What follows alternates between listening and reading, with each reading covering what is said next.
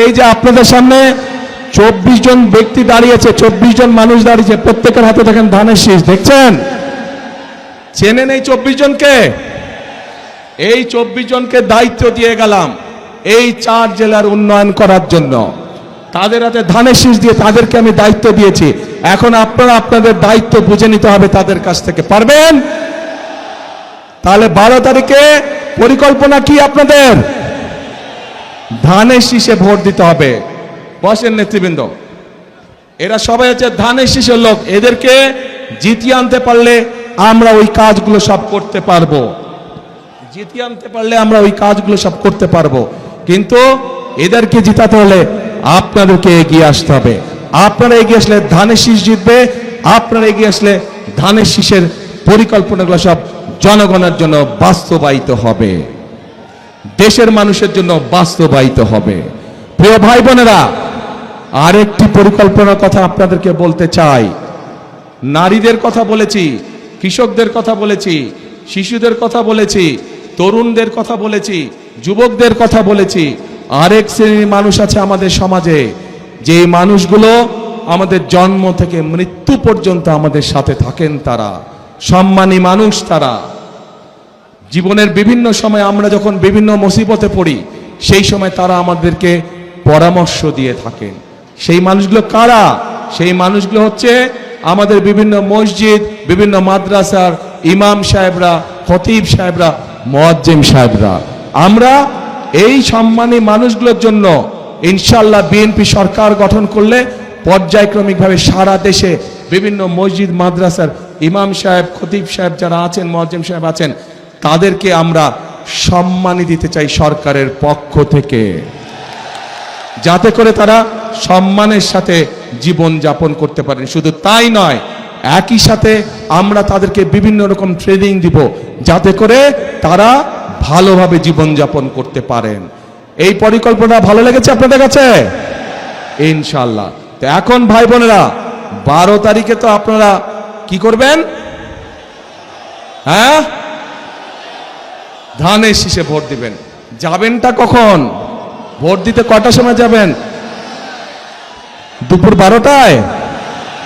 ও, দুপুর 11টায়? সকাল 9টায়? তো কখন? হ্যাঁ, তাহাজ্জুদের নামাজ পড়তে উঠবেন ওই দিন। আল্লাহর কাছে রহমত চাইবেন যে যাতে সারা দেশের ধানের শীষ জয়যুক্ত হতে পারে। এই রহমত চাইবেন আল্লাহর কাছে।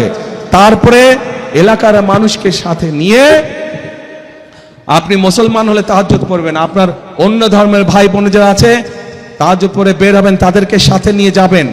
গিয়ে তারা তাদের ধর্মীয় আচার অনুষ্ঠান ভোরবেলায় যেটা থাকে সেটা তারা করবে। পাশে আপনারা মুসলমান যারা ফজরের জামাত আদায় করবেন যার যার যেই ভোট কেন্দ্র, ভোট কেন্দ্রের সামনে, ঠিক আছে? করে লাইন দিয়ে দাঁড়াবেন। ভোট শুরু হবে, সাথে সাথে ভোট দেওয়া ইনশাআল্লাহ শুরু করবেন। কিন্তু ভোট দিয়ে সাথে সাথে চলে আসলে চলবে না। কি করা লাগবে? থাকতে হবে, কড়ায় গন্ডায় বুঝে নিয়ে আসতে হবে। কেন এই কথাটা বললাম? বহু বছর হয়ে গেছে আমরা তো ভোট দেবার সুযোগ পাইনি, তাই না? যেহেতু আমরা ভোট দেবার সুযোগ পাইনি, এর আগে আমাদের ভোট বিভিন্ন জন বিভিন্নভাবে লুটপাট করে নিয়ে গিয়েছে। এবার সেই জন্য আমাদেরকে সজাগ থাকতে হবে যাতে কেউ আমাদের ভোট লুটপাট করে নিয়ে যেতে না পারে। পারবেন তো পাহারা দিয়ে সতর্ক থাকতে? ইনশাআল্লাহ। তাহলে প্রিয় ভাই বোনেরা, আরেকটি গুরুত্বপূর্ণ কথা, 1971 সালে যুদ্ধ হয়েছিল। এখানে যারা ইয়াং আছেন তারা, আপনারা তরুণ যুবক যারা আছেন তারা আপনারা বইয়ে খাতায় পড়েছেন। মুরব্বী যারা আছেন, আমাদের বয়সী যারা আছেন তারা দেখেছেন বা জানেন। সেই যুদ্ধে দেশের স্বাধীনতা অর্জিত হয়েছিল। সেই যুদ্ধে বহু মানুষ শহীদ হয়েছিল। প্রিয় ভাই বোনেরা, পরবর্তীতে এই 2024 সালের 5ই আগস্ট সেই স্বাধীনতাকে রক্ষা করেছে এই দেশেরই ছাত্র জনতা সহ সমাজের সকল শ্রেণী পেশার মানুষ।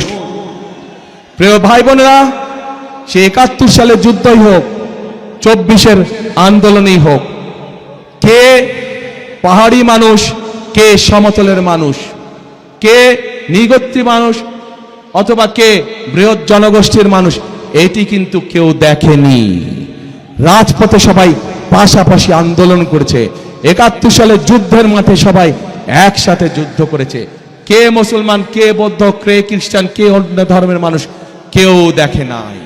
কাজেই এইবারও 12 তারিখের নির্বাচনে আমাদের সকলকে একসাথে থাকতে হবে, ধর্ম বর্ণ নির্বিশেষে আমাদেরকে একসাথে থাকতে হবে। কারণ আমরা যদি একসাথে থাকি, আমরা যেভাবে স্বাধীনতা অর্জন করেছি, আমরা যদি একসাথে থাকি, আমরা যেভাবে স্বৈরাচারকে বিদায় করেছি, আমরা যদি ইনশাল্লাহ সামনের দিনেও এক থাকি, তাহলে অবশ্যই আমরা এই বাংলাদেশকে ভবিষ্যতে আমাদের সেই প্রত্যাশিত বাংলাদেশের দিকে নিয়ে যেতে পারবো। কি বোঝা গেছে ভাই? সেই প্রত্যাশিত বাংলাদেশকে যদি গড়ে তুলতে হয়, তাহলে স্লোগান হবে একটাই। কি সেই স্লোগান? করব কাজ, করব কাজ, গড়ব দেশ, সবার আগে বাংলাদেশ। আবার বলে, করব কাজ, সবার আগে বাংলাদেশ। প্রিয় ভাই বোনেরা, মনে রাখতে হবে, আমরা ঐক্যবদ্ধ থাকলেই বাংলাদেশ এগিয়ে যাবে। আমরা ঐক্যবদ্ধ থাকলেই আমাদের প্রত্যাশিত বাংলাদেশ গড়ে তুলতে পারবো। আমরা ঐক্যবদ্ধ থাকলেই জনগণের শাসন কায়েম করা সম্ভব হবে।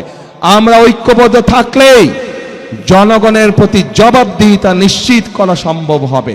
কাজেই আসুন, আমাদের আজকের এই নির্বাচনী জনসভার শপথ হোক, আমরা এই বাংলাদেশকে জনগণের বাংলাদেশে পরিণত করব। আমরা এই বাংলাদেশকে জনগণের কাঙ্ক্ষিত বাংলাদেশে রূপান্তরিত করব। শেষ কথার এক কথা, করব কাজ, গড়ব দেশ, সবার আগে বাংলাদেশ। আল্লাহ হাফেজ। বাংলাদেশ জিন্দাবাদ, বাংলাদেশ জাতীয়তাবাদী জিন্দাবাদ। আপনাদের সাথে আবার 12 তারিখের পরে দেখা হবে। কোথায় দেখা হবে? খাল খনন কর্মসূচিতে দেখা হবে। খাল খনন কর্মসূচি, সবাইকে কোদাল নিয়ে আসতে হবে। পারবেন ইনশাআল্লাহ। আল্লাহ হাফেজ, আল্লাহ হাফেজ।